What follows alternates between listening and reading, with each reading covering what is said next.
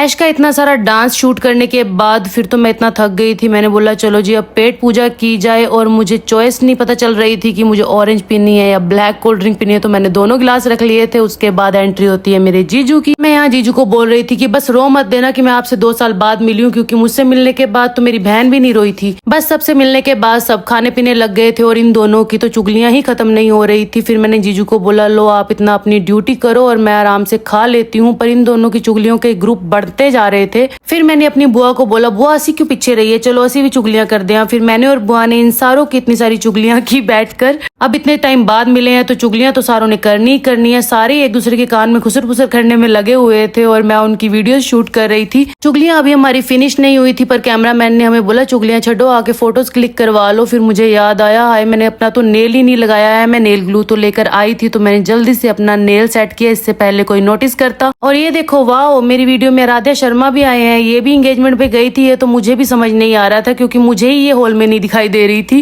जैसे ही ये मुझे नजर आई, मौके का फायदा उठा के मैंने इसकी थोड़ी बहुत वीडियो शूट कर ली थी। उसके बाद मेरी ऐश भी थक गई थी। उसने बोला अपनी तो पेट पूजा मम्मा आपने कर ली है, मेरी भी थोड़ी सी पेट पूजा करवा दो। उसकी पेट पूजा करवाने के बाद मैंने देखा मेरी बहन फोटोज क्लिक करवाने वाली थी, वो भी अकेली। मैंने बोला ये तो बिल्कुल नहीं होगा। फिर मैं सबको बुला के लाई और सबने वीडियो शूट करवाई। मेरे जीजू की ड्यूटी लगा दी थी हमने। इतने सारे रीटेक्स लेने के बाद फाइनली हमने वीडियो शूट कर ली थी। और यहाँ पे ऐश को मामू मनाने की कोशिश कर रहे थे भी चलो अंदर चलो, क्योंकि इसका पूरा प्लान था ये पूरा स्टैंड नीचे गिराने का। फिर इसको ज्वाइन कर लिया था इसकी बड़ी वाली सिस्टर ने। अब ये दोनों कोशिश कर रही थी कि ये कैसे स्टैंड को गिराएं, बट एंड में ऐश ने अकेले ही ये पूरा का पूरा स्टैंड गिरा दिया था। उसको मैं शूट नहीं कर पाई थी। और फिर उसके बाद इन दोनों की एंट्री हुई। ऐसे लग रहा था अभी तो ये दोनों बच्चे हैं और इन दोनों की शादी होने वाली है। मैं मम्मी को हमेशा कहती थी, मम्मी बोलते थे इसके लिए लड़की ढूंढो, और हम बोलते थे अभी तो छोटा है ये। देखो आज इसकी सगाई थी और हम सब यहाँ पे खड़े हुए थे, विश्वास ही नहीं हो रहा था। और यहाँ पे देख लो हमें कैमरामैन को हटाना पड़ रहा था क्योंकि हमारे घर के ही कैमरामैन बहुत सारे हो गए थे।